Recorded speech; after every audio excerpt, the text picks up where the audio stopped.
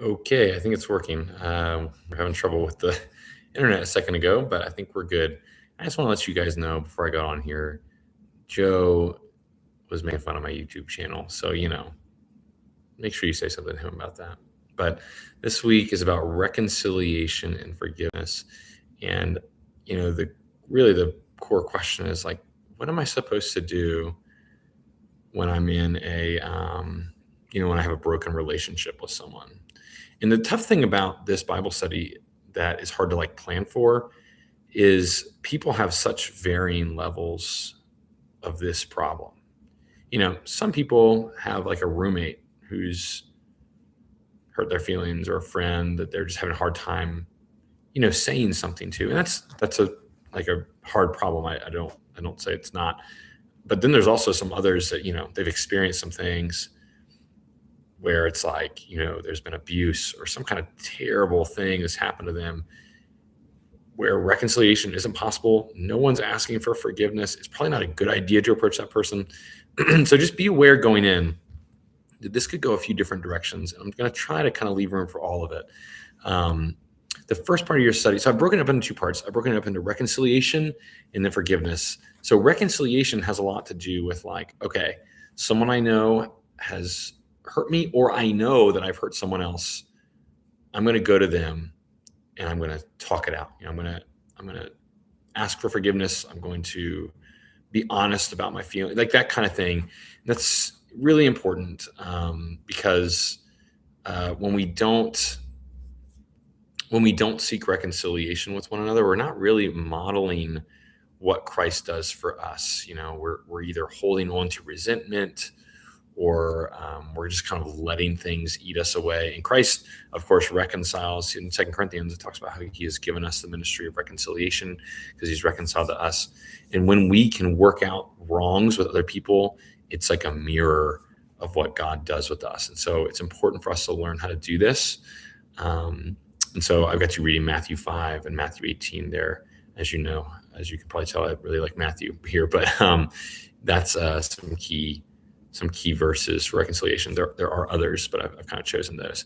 And then the next part is forgiveness. Now, the first question I have is forgiveness the same as reconciliation? Why or why not? Reconciliation includes forgiveness, right? So if you get together and reconcile and you haven't forgiven, then I don't know if you've really reconciled, right? Or I guess I could say at the very least, you start to work on forgiving that person, right? So maybe if Chelsea and I, let's say, have an argument, maybe we reconcile. Maybe there's some lingering stuff. As long as we were like committed to walking forward, I think we've reconciled and we've forgiven. Forgiveness is a process, of course, over time. And the more we soak in God's forgiveness of us, the more we can let go of things we have against others. But I do want to note that I'm going to have you guys reading a passage in 1 Samuel, which may sound kind of odd. Let me kind of give you the story so you can start thinking about it. Just a brief story.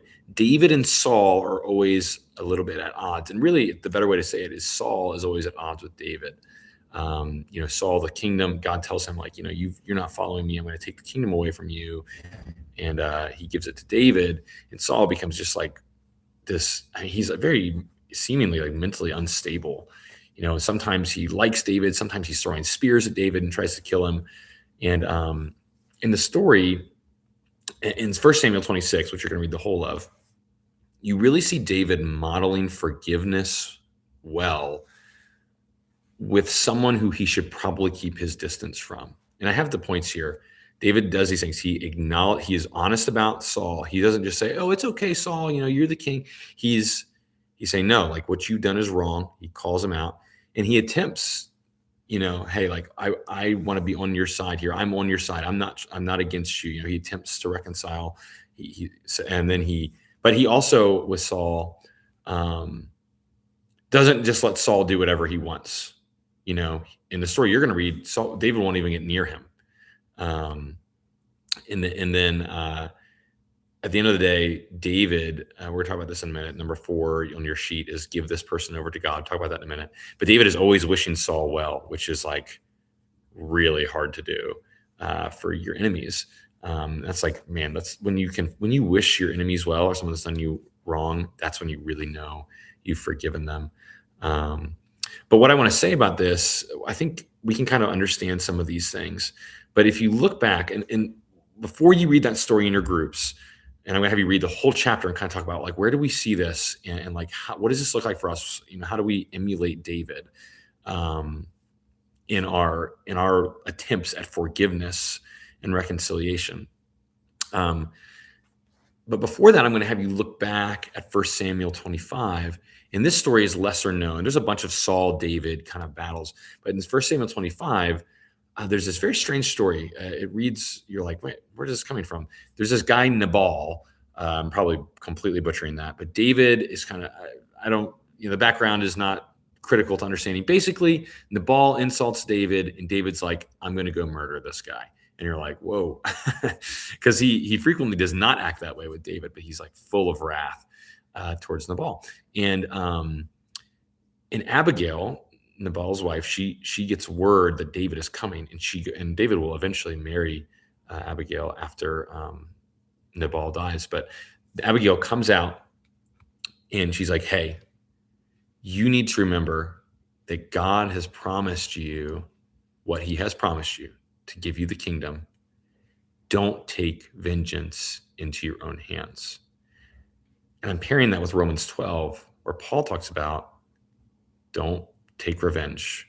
Vengeance is God's, right? Let God enact justice and be the one who is bringing people what they deserve.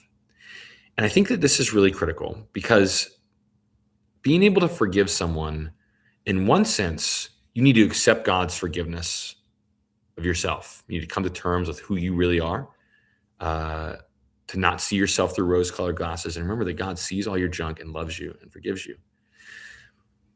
But there's another thing that we don't talk about as much, and that is what we see in this David story, where we recognize that we don't need to be the ones to enact justice. So let's go with like a really tough example. Let's say someone in your group, or maybe you, has experienced some kind of abuse. Okay. Sometimes it's hard to forgive that person because it feels like you're letting them off the hook. They're not getting what they really kind of deserve. And as you read the Psalms, which you're not doing here, but just be aware, as you read the Psalms over and over again, David and others are calling God to bring justice. And there is a sense where God's sense of justice, when Romans 12 talks about his wrath, that's kind of what it's talking about there. It can free us from needing to take revenge or feeling like we need to take revenge, because we know that God is going to make all the wrongs right in the end, where the scales of justice are going to be imbalanced during our lifetime. But in the end, he will balance them. Now, I do want to say that God is going to be more generous than sometimes we like. If you remember that parable of the workers, some of them came in morning, some of them came mid-afternoon, lunch, so on, and everybody gets the same pay. And God and Jesus, putting the words in the mouth of the kind of the vineyard owner, he says, are you upset with me because I'm so generous? And so that's something we have to work out with God too, that he's merciful to us. But that's a big part of this David story. He learns that lesson that he doesn't need to take revenge. And then he goes, and instead of killing Saul when he has the opportunity, he's able to give him over to God and to let him go. So I hope that helps. This is a tough one. I really been chewing on this passage this week, but I hope it's a really fruitful conversation. Be ready to be honest with folks, because that'll help them to be honest with you. So I think that's all. See you later.